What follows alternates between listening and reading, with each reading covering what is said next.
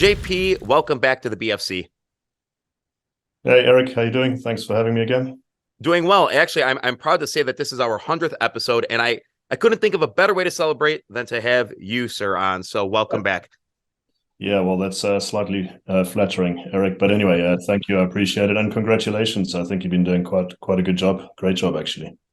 Awesome. Thank you so much. Well, I'm just going to get into the nitty gritty here. So, all right, there has been a lot of ILIS PR regarding the grand scheme of things in regards to global economics and market trends. So I want to get into that a lot, but I want to start with a simple question that is on the minds of shareholders. Can you explain a little bit about the FINRA process in regards to the name change and share with us where you are at in that process? All right, sure. Yeah, good question.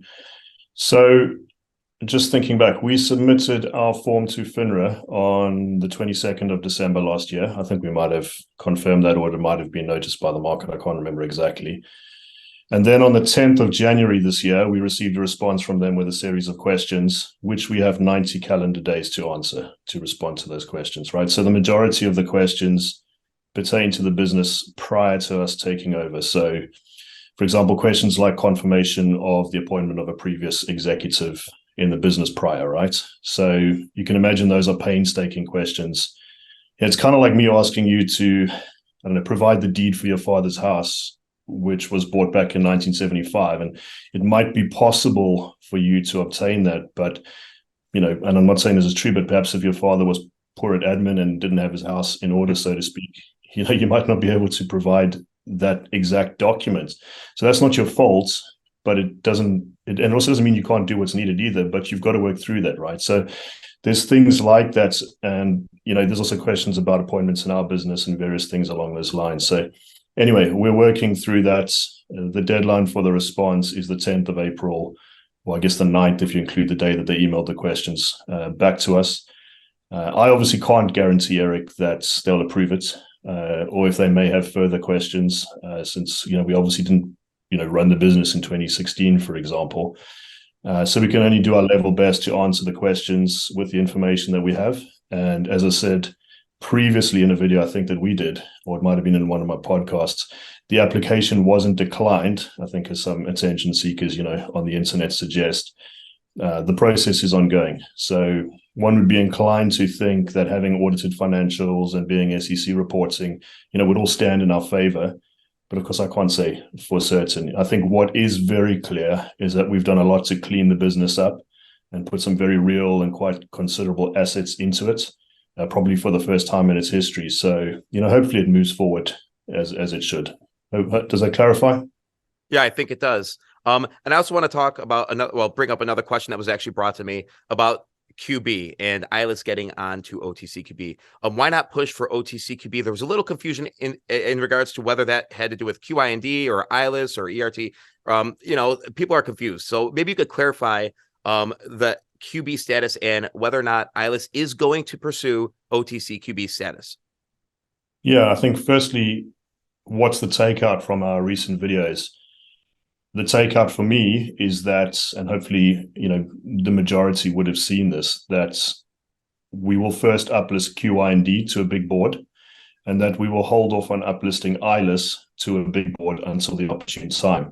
So just to be clear, we never specifically stated that we would uplist ILIS itself in the short term to a big board. We very clearly spoke about a subsidiary uplist. So ERT is the main, you know, example we spoke about. And we spoke about that since our first annual shareholder meeting. So in that regard, we were primarily focused on the uplist of our ERT subsidiary. So I think, you know what, actually, let me just show you quickly. I've got a presentation from our annual shareholders meeting. Let me just bring that up on the screen. I've got 4 screens. So let me just make sure I select the right one. You can see it there, right? Yes. The recap. All right. So this slide, I'm not going to maximize it. So apologies. I'll just keep it simple with all the documents I have open. But this slide we shared, just recapping on what was shared at our first annual shareholders meeting, where we very clearly spoke about the different subsidiaries we were planning in the business. We had the emergency response subsidiary. We had the integrated systems subsidiary, renewables, and the autonomous tech at that time. So that was our plan at the beginning of 2022, corresponding to our 2021 year, right? And we spoke about ILIS remaining the parent company and having a series of spin-offs being our plan, with us having a 50 to 80% or a majority control of each subsidiary. Anyway, this is the picture we painted originally, right? And we continued with that focus. Certainly, myself being involved in the writing of the PRs and things like that, I know for sure that we always spoke about uplisting, or we spoke about a subsidiary uplist. I think that's really the terminology that we used and tried to use continuously. Then we shaped that and developed it a bit further for 2023 as follows, right? So we had the emergency response subsidiary, industrial, renewables, and defense. So we obviously added a bit more meat on the bones on the right side here. What we have said is that we're going to move forward with this one first, right? We're not per se saying that there will be an SPV. There doesn't have to be an SPV for the other three, but certainly there is one in the form of QYND, right? So this is the picture we've painted. So we're saying this one, second from left, would be number one that we are working on at the moment. Then we would look at ERT as the second. However, it's possible that any one of these could be ready sooner. That's just the reality of it. Now, we know that investment banks are very, very interested in ERT for obvious reasons, wildfires, the technology, all of that. And it's up to us to really ready this ERT business. Anyway, I don't want to languish on this because I've now digressed from the points around the QB, but I just wanted to clarify for people what we meant. Let me just stop the share quick. All right, you back to normal? Yep. So Awesome. I just wanted to clarify that. Hopefully that just gives a little bit of a better picture. And we also did not say that we would not look at uplisting ILIS to the OTC QB in the meantime. So this is one of the issues with timelines, right? If we don't specifically say something, people assume it's not happening. But if we say something, then people say it's a timeline and we should only tell them when it's done. So, it's a bit of a difficult kind of almost a lose-lose situation for us, and we do our best to manage it. And of course, I understand why people want things done a certain way. I'm not downplaying the importance of that at all, right? We always try to take the feelings and the thoughts and the opinions of shareholders into account, right? That's why you and I have these calls and things like that too. So look, we run the business, we do what we do, and it continues to grow, and things will happen along the way. And one of those things may be an uplist of ILIS to the OTC QB in pretty much, the short term. We certainly didn't say that we wouldn't. Right now, we've got real priorities and we're focused on those, but an ILIS uplist to the OTC QB certainly can't be ruled out. And we're just really attending to things in order of priority. So just bear in mind, and I don't think people always see this, right? We have finite bandwidth as a team. So, people who don't have our perspective will say, ILIS should just do this or they should do that. And in some cases, that's correct. And we are doing those things or will do those things. But in other cases, there's more important business priorities that are being attended to, right here and right now. So who is also to say that it doesn't mean that there's exciting things or exciting announcements right around the corner? I think people have incorrectly assumed from these recent videos that nothing exciting will happen for ILIS until QYND uplists or after that. And we didn't say that. It's also, again, it's shareholders who told us to skip the timelines and give the news on completion. So you can't really have it both ways. We could announce something next week or the week after. That's just the way it goes. And I think, Eric, look, more than any other company on the OTC, we've openly displayed our vision and our plans through in-person annual shareholder meetings, through multiple videos, in letters, in PRs, and maybe to our detriment even. We've continued to remain transparent regardless. And, we've confirmed our progress even through audited financial results, becoming SEC reporting, through adding real businesses. I believe we've achieved unmatched growth. And I get it. People are undoubtedly angry. They're frustrated. They're disappointed, mostly because of the share price, as are we, by the way. Maybe it doesn't always come across. after all, I think we've built something pretty awesome, and like many shareholders, we've also lost quite a lot along the way. I think the point is that regardless of all the emotions, the company still continues from strength to strength, and it will still deliver the plans we have for it. And that's mostly, I think, because we've stayed the course and not been reactive at every turn, right? So anyway, apologies for the long-winded answer, Eric, but hopefully that gives you just more of a perspective to the whole picture. The point is, an uplist to OTCQB was never ruled out. And in addition, there's also other positive things that are on the go too. So ILIS shouldn't really drift along towards a QYND uplist with nothing else happening along the way, if you know what I mean. Absolutely. I think I also want to add, if I can just add something about the uplist of the whole of ILIS itself. I think some of the reasoning behind Nick's video in particular around the timing of an ILIS uplist to a big board, as he mentioned it, is because we have actually had the option of taking the whole of ILIS to a big board, not in a way that I think anyone would assume. I don't think anyone would be able to assume how, or that option that we have. And we still have that option. We could execute it relatively quickly if we wanted to. And I'm not talking about a reverse split. I'm not talking about a reverse merger. I'm not talking about a SPAC or the ways that everyone speculates.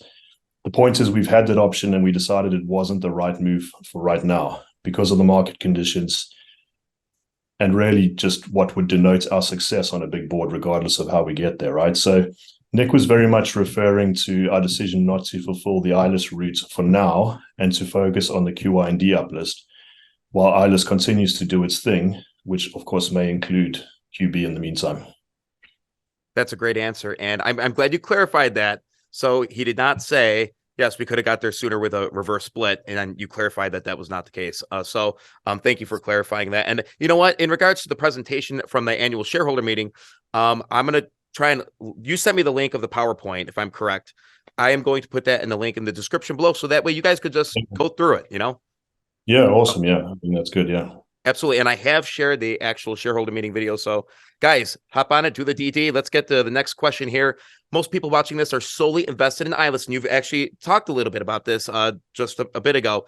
For those that are having trouble comprehending the importance of Quality International, Hyperion, ERT, Replay Solutions, and its effect on the valuation of ILIS, can you just simply explain the relation and why one should be comfortable with solely being an ILIS investor as compared to diversifying into others? And, I could speak from, personally speaking, I'm solely an ILIS investor. So at this point, so could you clarify that for some of the people out there?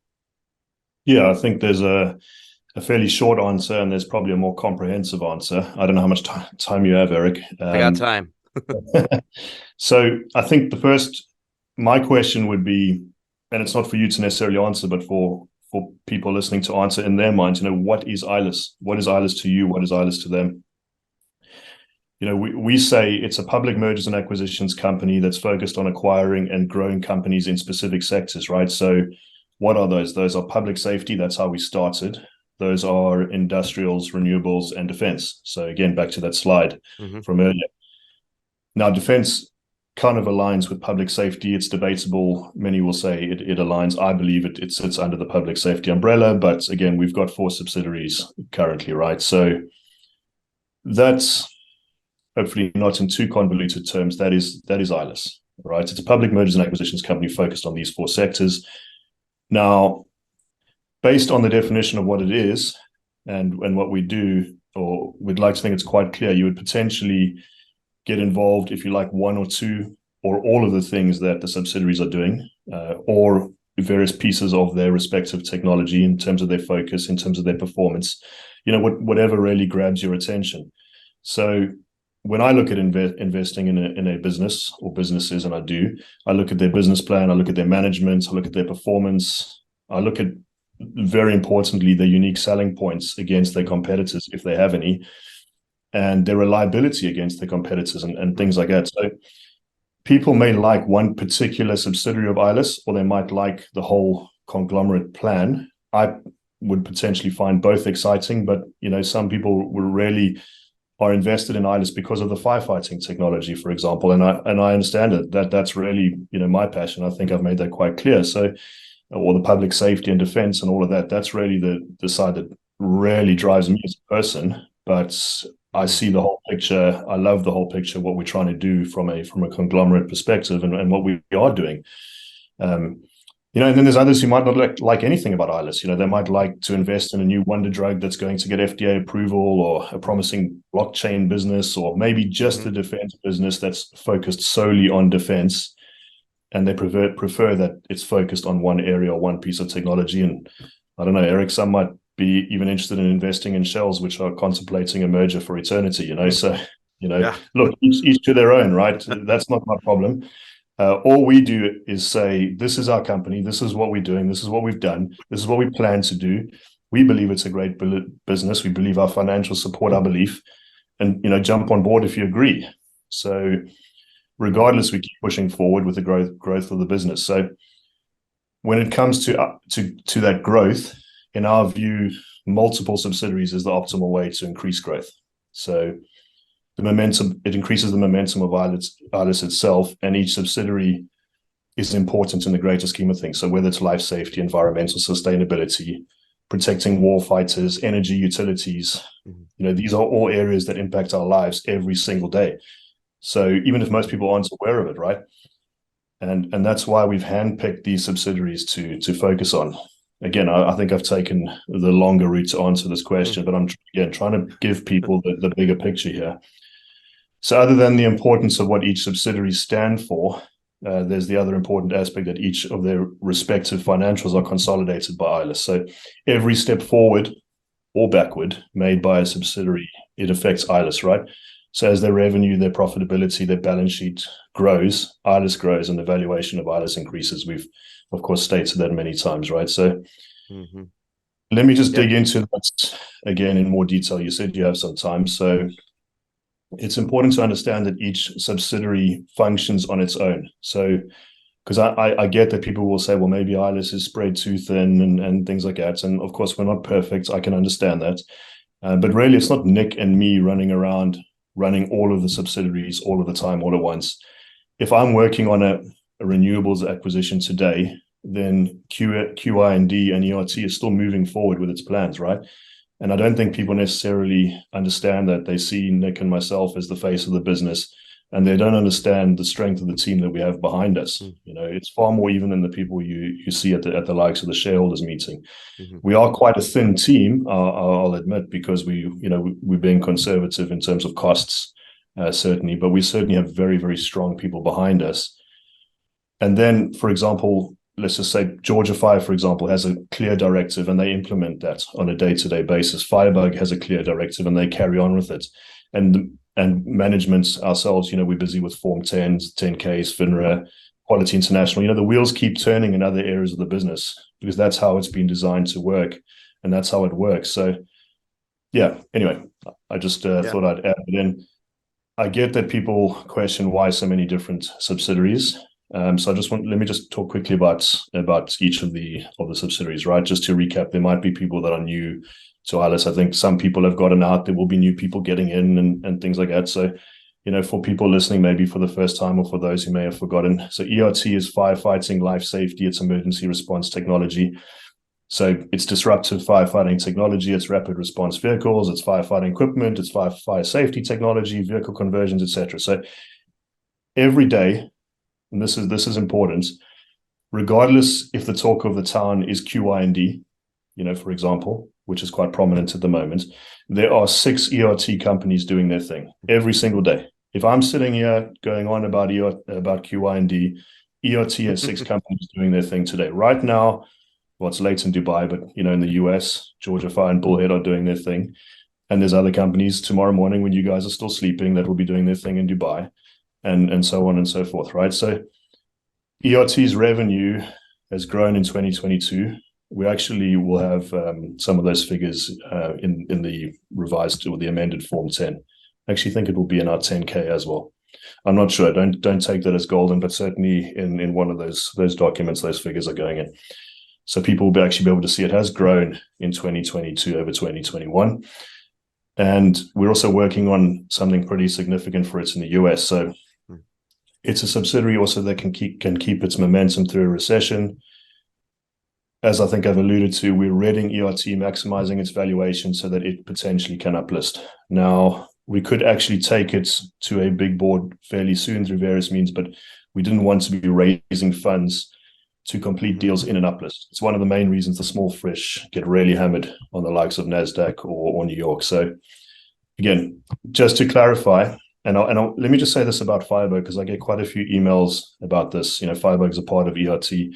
Many people think that because Firebug is not active in the US, that it's not active, right?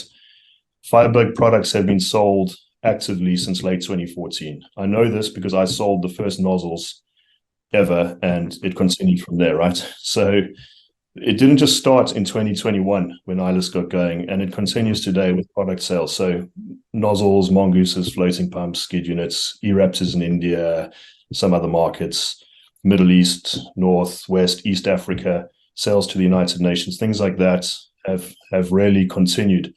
Some parts of Europe and Asia. Look, granted, not as much exactly as we want, and we do want to expand it more, and we do want to do that with urgency. We mentioned at our shareholders meeting that it's an important focus for this year. And we are planning to expand Firebug into the US this year. We understand that shareholders want to see it on their shores. And part of that expansion plan is partly through an acquisition. We're actually, in the next few weeks, moving some aspects of Firebug's manufacturing across to the US. So, but a sale is a sale, Eric. So regardless of whether it takes place in India or the US, of course, we're very keen to pick things up in the US market. But I think shareholders also need to realize that Firebug goes on, right? That's really the point I want to make. What certainly needs to improve, though, is our marketing for the visibility of shareholders. I get that. And it's a challenge for us because we need to add to our marketing team, and that's really a cost versus capability issue. We're working on solving it. We've got an in-house marketing team of 3, but they're really working across all the businesses. So we really need a CMO to drive that forward. It currently relies a lot on me. So I'm probably shaming myself in saying that, but it really does. It's just the technical aspects of the role when it comes to Firebug, that we always seem to fall flat on it. I know it, Nick knows it, Kayom and other people in the business know it very, very well. But it's either Nick or myself, or it's a bunch of engineers. It's kind of, we're doing the best we can, but we're well aware that we need to improve that visibility. So again, to the point, we're working hard within the current ERT businesses. We're negotiating a fairly large US acquisition, all of which is part of Reading ERT, as I mentioned. Because after QYND uplists, we want it to be far further along than it is now. We might decide to work on uplisting all of ILIS after QYND, or to do ERT, or even Hyperion or Replay, for example. But the point is that ERT needs to be ready with significant technology, with manufacturing capability, with revenues, with profitability, regardless of whether it uplists or goes up with ILIS itself. So I did say that the investment banks love ERT, but we jointly felt that it was the opportune time for QYND, and ERT should be considered at a later stage and geared up as much as possible. In the meantime, gosh, that's just ERT. So QYND is an industrial manufacturing focused company. I think, as hopefully people will know, it's operating in a high growth, high demand sector because it's manufacturing. We also have a lot of experience in scaling that type of business. So that's why we took the opportunity to expand into it, right? Other than the revenue in the balance sheet, which is already added to ILIS because of QYND, it's got massive growth potential this year. We've spoken about order books and things like that. So, we also think that business, even I think Nick mentioned in his video that business would carry itself through a recession just on the back of its order books. And again, we can't say it enough. The moves made by QYND benefit ILIS. We've said that many times, but it also allows us to negotiate larger deals on the ERT side of the business. So, and also in Replay and Hyperion, because in all of those other subsidiaries, we are working on deals. It's important that we get some for each subsidiary, right, or more for each subsidiary. So it's very synergistic and complementary in that respect, and that's really not even getting into the manufacturing synergies and things like that. Otherwise, I know probably some people are saying it will be forever at this rate, JP. Replay Solutions is our renewable sector subsidiary. Hyperion Defense Solutions, our defense sector subsidiary. They're also important. Each of those subsidiaries continue to operate under their own management, right? We've got Shane running Replay. We've got Tim and Chris, who were at our annual shareholders meeting, running Hyperion. I said runs under their management and oversight. We've also got Alex in Serbia that's involved with Replay. Again, their success is ILIS success, right? So we've said that both of those subsidiaries are working on deals, whether it's acquisitions, rights to intellectual property, exclusive distributorships. So like QYND, each of the other ILIS subsidiaries could be their own OTC company, one day, or they could probably even function as their own OTC company right now, right? If I look at some of the others that are out there, but they all report back to and are consolidated back to ILIS. So that's a bit of a long-winded answer, but hopefully, that kind of people can kind of pick various pieces of that and hopefully take what's important to them. Absolutely. That was a great answer. And I'm going to have to go back and listen again because there's so much information that you're giving us, not your typical OTC company. And like you said, you have so many subsidiaries that could function on their own as an OTC company. And you guys are really building that global conglomerate. I've seen it for years now, the vision. So that's awesome. I'm going to keep going through these questions that I have laid out here because there's a lot to get to. This is a juicy interview, guys. So hit the subscribe button and make sure you share this video. After the QIND process and lockup is complete, will outstanding shares of ILIS be converted to a percentage of shares of QIND in an effort to tidy up the float and further reduce the outstanding share count? All right. So if I understand you correctly, let me just... So QYND is a public company, right? So obviously ILIS shareholders can't get QYND shares unless they buy them, if I understand you correctly. So I hope that's clear because it's a public company. Well, sort of. If someone were to lock up their shares, would they be getting I'm sort of like prying into the lockup plans. I'm trying to get in your mind a little bit about that. If somebody were to lock up, say, 1,000 ILIS shares, would they get a percentage of QIND or a subsidiary share towards the shares that they locked up? And would that and I'm going to get into this in the next question, would that affect other subsidiaries as well? Yeah, so not per se in QYND because QYND is a public company. ERT is different. ERT is a private company operating under the ILIS umbrella. But let me talk about the lockup quickly then. So those who lock up their shares, this is what we're working on, would get a consideration in terms of a percentage of shares that they've locked up in the form of ILIS shares. Right, so that's typically how it would work, and that's typically how share lockups would work. So an example would be that if someone locks up 1,000 shares, they would get back 1,100 shares as an example after the lockup period. Again, that's just one example, right? So it could be more, it could be less in terms of the final options for shareholders. But because QIND is public, it's not as straightforward as you've said it, right? So I hope people that will understand that are not kind of hear what I'm not saying. There is certainly a consideration that they would get in the form of ILIS shares, right? So, and then that should result in a reduction of the OS if it's taken up well. And that's why we've tried to time it at the opportune time so that it's taken up well, right? I think, and obviously doing it in conjunction with a subsidiary uplist is important. That's not to say that ERT, for example, wouldn't uplist then fairly soon after or in a time period. Again, I don't want to get back into the likes of timelines, but at that point, then shareholders could benefit in ERT again because it's private, right? So hopefully that clarifies, and you can look that up and things like that. It sort of does. I know there's a lot of people that are thinking in more of simple math, I guess you could say, where they think, and I know I came from this mindset where if I were to lock up 1,000 ILIS shares or a percentage of ILIS shares based on whatever, then I would get X amount of QIND shares if that was included in the lockup, and I would get X amount. And this is sort of merging into the next question. I would get shares of ERT or I get shares of Hyperion. I think that's where a lot of the people want details on. Basically, how is this lockup going to work, and how can we obtain shares of the subsidiaries through ILIS value, or are we going to get shares? I mean, I guess I don't want to say dumb it down, but if we could just get it to a point where people understand, okay, this is sort of how it's going to work. Yeah, if that makes sense. ILIS shareholders want to understand what really is in it for them should they lock up their shares and things like that. So I certainly get it. It's a great question, really. I just wanted to clarify regarding ERT and QYND because it's just a difference between the two, right? If it was possible to do it in QYND, and maybe there's a way that I'm not aware of, and forgive me if I am wrong in that respect, But in my understanding is that with it being a public company, it's not possible in the way that you've asked the question. However, with ERT, it is possible. So again, if anything is possible and it benefits shareholders, we will always look to do it. I think that needs to be clear. Again, if ILIS remains on the OTC or HCQB, you would expect that when QYND uplists, ILIS shareholders will benefit, as technically that share price should increase. Of course, I can't guarantee that it would. I'm just saying that the ILIS balance sheet and the valuation should increase substantially in the uplist of QYND, right? So shareholders should benefit in that respect. But QYND is public, ERT itself is not, so it would either follow the same SPV route as QYND, or it would spin out to a big board, for example, in the form of an IPO, right?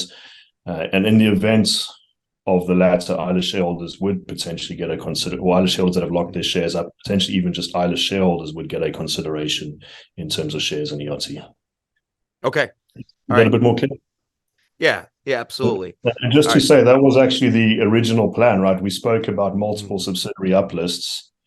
Then we brought in the SPV in the form of QYND. Why? Because we didn't want to keep adding to the ILIS OS, right? To the outstanding shares. It's really one of the main reasons. We wanted to seek ways of funding large acquisitions without affecting the ILIS outstanding shares, the share structure. And we know that that's very, very important to shareholders. Of course, it's impossible to expect a company never to increase the SS, right? A company at least that is doing acquisitions, that is growing, and that has the financials to prove that growth, right? If a company is just kind of sitting around and it's got a huge board and it's not really doing it, it's talking about doing this and doing this merge and doing that, and its SS is increasing, then its OS is increasing, then rightly, I think shareholders should be pointing fingers. I would certainly be right there with you, right? Saying that's wrong. You shouldn't be doing it. You guys are clearly just in this for yourselves, right? But we obviously continue to grow the business. We continue to acquire more companies. We continue to grow operation and things like that. So again, I just think, shareholders should be realistic in that respect. Okay. Yeah. And I want to just clarify that because some people were confused. What QYND, like you guys own the majority of that. So the benefits, the revenues can get reported directly to the ILIS books.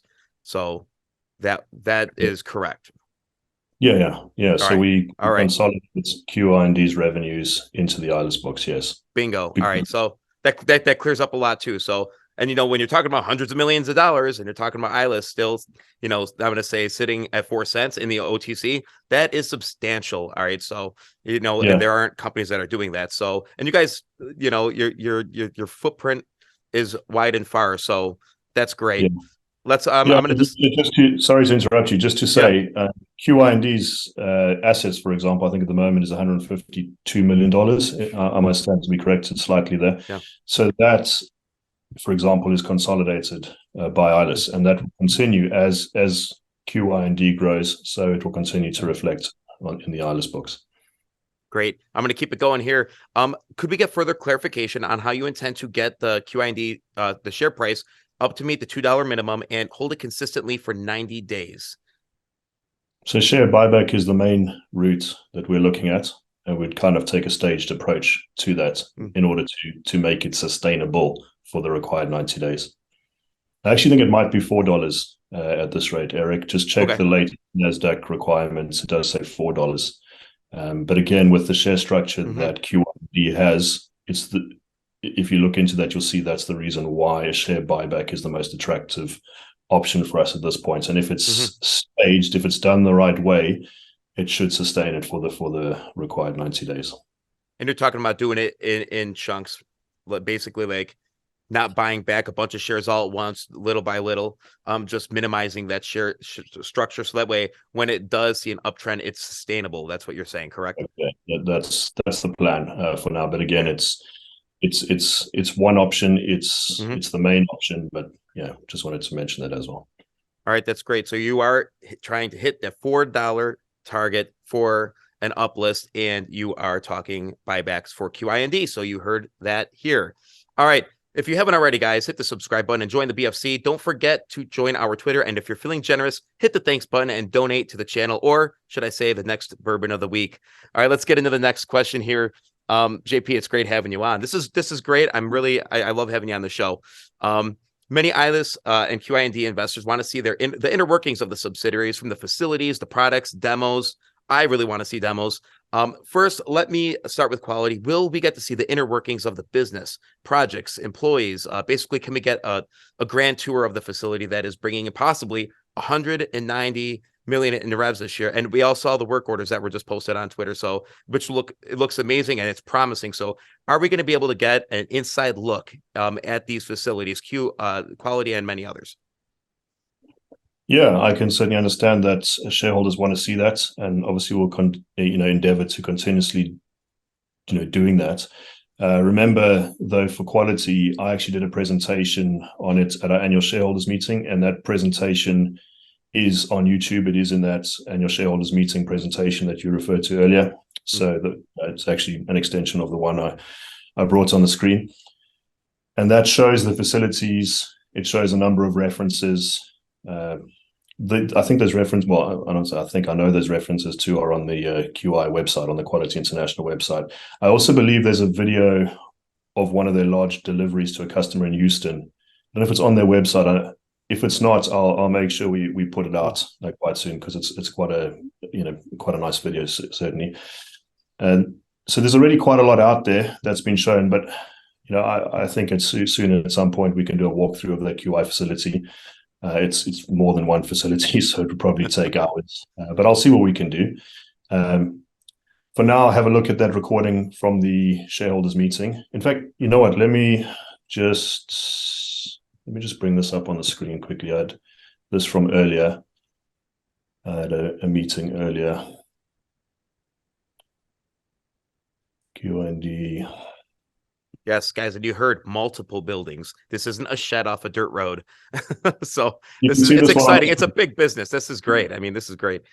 You can see this one on the screen, right? So this is just the segments that quality. This is specifically Quality International. So you asked the question about Quality International's facilities. Again, Eric, you can see it on the screen? I can't see the facilities.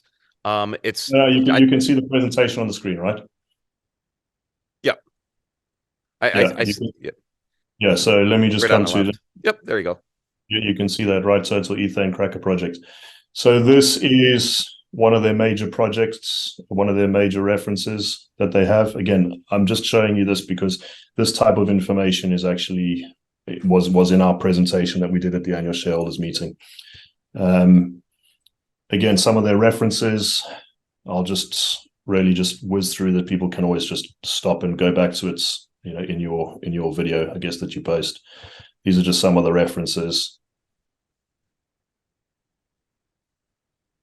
It's amazing. These are some of the facilities. Again, this just came out from a meeting earlier. Some of the facilities, 10 million square feet of facilities, which is why I said there's actually multiple sites. You'll see that they actually have a waterfront site too. So they've got open fabrication yards,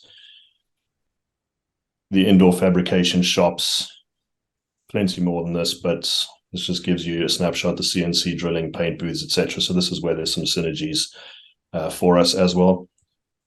And I did, yeah, that's the picture right there that you just pulled up. They said, what a great asset and what a great location to have that waterfront available. That's awesome. And that's going to create more efficiency, I would assume, correct? Yeah. So wow. Again, that just kind of paints some of the picture. I'm not trying to get out of showing you later, by the way. I'm just saying this hopefully just helps and people can kind of, come back to these slides. So again, global customers, their exports around the world and things like that. I think the next slide is a Petroline one, but there's the Petroline facilities, the oil refinery. So again, I just thought I'd put that on the screen while since it was there from earlier, and hopefully that helps. Eric, happy to do a walkthrough when I'm next in Dubai. I think my next trip is to the US, but certainly when I'm next in Dubai, I'll look to do that for you guys. That's awesome. That's great. I remember the presentation at the shareholder meeting. It was excellent. That's one thing that stuck out, was the location of that facility. So That's awesome. And hopefully we can expect some things like this for GFR and Bullhead in the future too, perhaps.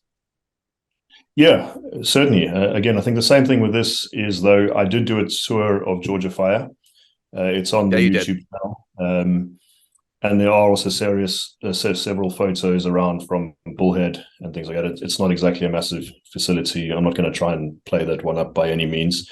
It's obviously a great business. I love the business. It's probably, between that and Georgia, probably my favorite businesses in the group, probably because they're from the early days. They're in the US. I've spent a lot of time at their facilities. But of course, as I said with Firebug, we'll try to ramp that up and give more visibility to shareholders of what's going on in those businesses as well. So yeah, the answer to the question is yes. I'll just obviously try and manage that and improve on that for you guys.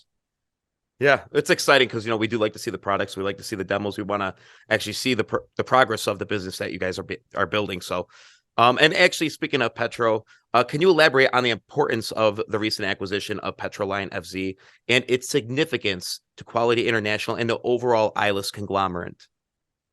Yeah, so it's an oil refinery in the Middle East, and oil is in high demand, believe it or not. I know people want to, believe that, there's going to be 1 million Teslas tomorrow, but that's not realistically the case, right? So things are happening in that respect, and of course we have a renewable sector to cater to that side of global developments too, right? But it's important to us mostly, Eric, despite the fact that oil sector is a growth sector. It's important to us because of its profitability and because of its scalability. So I've mentioned the second oil refinery that's planned, but what's really important is the profitability.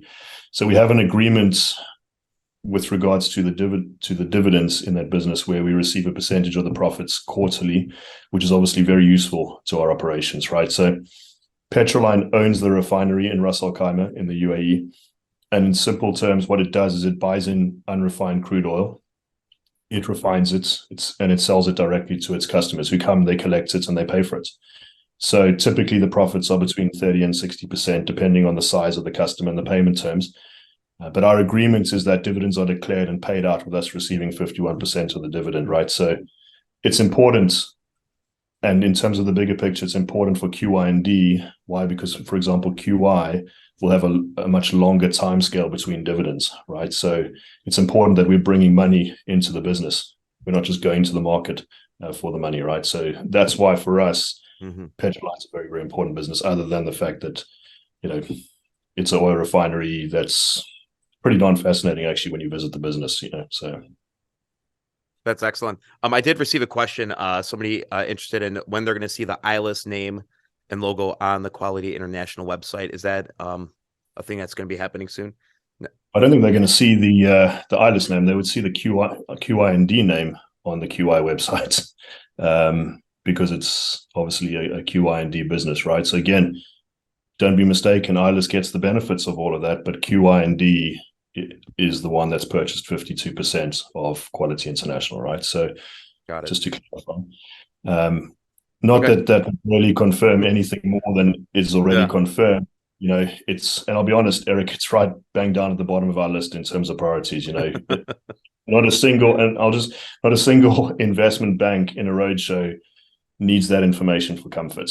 So that's why there's other things which are higher up the priority chain, certainly in terms of what we're doing at the moment. But of course, I understand it's a nice to have, and so I'd say probably in a couple of weeks, a few weeks, we'll get around to that. Yeah, cool. All right, I have to ask this because I did pry a little bit into ERT last time. When we spoke last about the potential ERT acquisition that would put ILIS on the map, could you give us a valuation, even a general idea of the past performance of this potential acquisition, the work orders, the products, the contracts, anything? What can you give us in regards to this potential acquisition for ERT? Yeah, so the smaller of the two potential US acquisitions, and the one which we have referred to primarily because of the time frame, that business did 66 million in 2022. So again, I said it's the smaller of the two, but it's the one that we're targeting really, and we realistically expect could be done fairly soon, all things aligned, so on and so forth. So 66 million revenue 2022. It has a vehicle order book of just over 150 million. So it also does maintenance and things like that. So that's outside of the order book. It's a company that's well known in the US markets. It's been a stalwart for many years. Its name changed, I think, a few years ago. But anyway, it's quite profitable. It certainly has the facilities needed for expansion, and also, very importantly, aligning with some other things I've said, it has the facilities needed for Firebug or for Firebug's expansion in the US. So I've also, I think, mentioned that we don't have all our eggs in that one basket.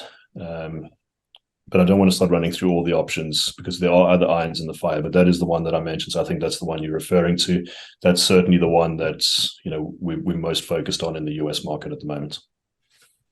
Awesome. And if this one does go through and it is obviously it sounds very substantial, would you also consider some of the other ones that you're looking at as well? Sorry, do you mean in terms of the other existing? Yeah, the other existing ones. Yeah.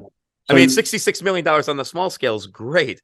I mean, so, I like the open-endedness there. So I guess I could ponder on that. Just imagine.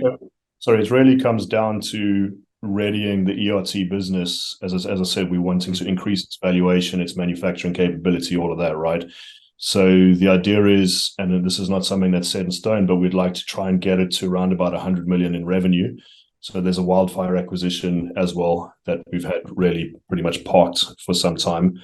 And that's just something that we're working through with the owner of that company. There's really a time frame that he has in mind and things like that. So we've had that set, and then we have this acquisition, which I've just mentioned. We have Georgia, we've got Bullhead, we've got the other acquisitions over in the Middle East. So together, it's about readying that group, getting it to more or less 100 million revenue. It doesn't have to be that. But it's something that we would certainly like to. We like to set goals. We like to, aim for the stars, hopefully reach the sky. If we're aiming for 150 mil, I'd expect that we achieve 100 at least. Things like that, right? So again, this is just me sharing, right? So don't take everything I've said as like given 100% set. And so I'm just telling you my thoughts as I'm thinking them. But that's our plans for the ERT business, readying them, having that vehicle manufacturing capability in the US. And I'm talking proper vehicle manufacturing capability, not limited in terms of space, the CNC machinery, all of that type of thing that we need to really scale up that business in the US. Because looking at it, we know that there's high demand for rapid response vehicles in the US market. But if we try and acquire a number of small companies to get ourselves there, it's just not going to take us to where we need to be, certainly in terms of an uplist. And what we've learned, and I think I might have mentioned this in a previous podcast or something, the pain and the time that you go through for these smaller acquisitions is often just, it's probably less when you're doing a larger acquisition, because the companies, their financials are often audited. They've got much more of a track record. You ask for something, they give it to you quickly. They're not often, in dream la la land in terms of pricing. They're realistic. They understand how valuations work. Often there is a lot of good deals, don't get me wrong, to be found where there's someone who's retiring and wants to sell their business. There is good deals. And we certainly will pounce on those when they're there. And there are some that are in negotiation. So I'm not ruling that out. But at the same time, larger businesses understand how valuations work. As I said, it can be often a smoother process too. So that's why I said we don't want to have all of our eggs in one basket. But if we're wanting to really scale up in the US market, a large acquisition is obviously important. So that's what we are obviously working on quite closely at the moment. That's great. And I already answered my follow-up question, which I was going to follow up with. Would the acquisition be the missing link in regards to expediting Firebug products into the broader U.S. market? And yes, so that's great. It's great to look forward to. So those of you that are Firebug fans that are looking forward to seeing their demos and seeing their products in the state, hopefully that is coming very, very soon. I know I just set a timeline, but that doesn't mean next week. All right. So you guys take your ILIS timeline pills. All right. So I have one more question for you, JP, if that's all right. I know we've been going for a while now here, so thank you very much for coming on. I appreciate that. All right, my last question for you. When it comes time in a recovered economy, in a recovered market, And you will have launched QYND to the big board, launch ERT to a big board, via however you plan to, and have really laid a foundation of results and performance. If project profit margins allow and overall cash flow allow, would management prepare a massive buyback of ILIS shares? Obviously, this is down the road to propel ILIS itself finally to a big board. Yeah. So look, it all depends where ILIS is at that point in time, right? So we've spoken about various plans, right? So again, it's like the way if you watch a sports game, I don't know football that well, but if I think, let's just take a football example, right? People will say if someone missed that kick, then they'll say, well, the score would have been, I don't know, 2 or however many you get for a kick. I'm thinking rugby, right? So for a conversion, you get 2 points. People will say, well, if the person got the penalty, they would have got the 3 points. They would have got the 2 points. They don't think that the whole game changes. It goes back to a restart and everything changes depending what routes, what happens at that point in time, right? So like Nick mentioned in his video about we were intending to go to the barbecue. We saw the traffic accident about to happen. And so we took a different course, right? We're still intending to get there. It's just that we might take a slightly roundabout way to get there, but we'll still get there. And that was always our intention. So he was very clear in that video. Maybe shoot me for my example. It's probably not as good. But the point is, if we uplist ERT after QYND, because things are ready, and we take that route, maybe that changes things for ILIS itself, right? So just bear that in mind, right? But to answer your question, if everything aligns, then of course, we would certainly consider ILIS share buyback. But I don't see why not. As I mentioned earlier, if things work the way that they should work, and we are in a position to do that, of course we will do it. We wouldn't be sitting there with the option to do a buyback and it being beneficial to the business and to shareholders, and then say, no, we wouldn't do that. That's my opinion on it. And just remember, should ILIS go to a big board when it can confidently sustain itself and grow on a big board, right? That was key to what we mentioned in the videos the other day, right? So I just also, perhaps let me just go a bit into that, right?